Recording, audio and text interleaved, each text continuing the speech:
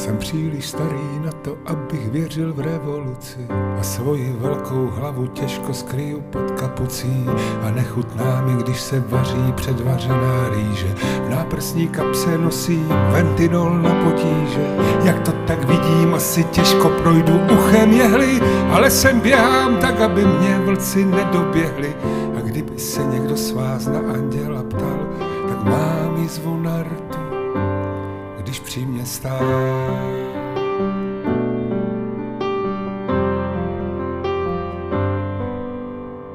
Sako mám od popílku na kravatě saze, mé hrubé prsty neumí uzly na provaze a když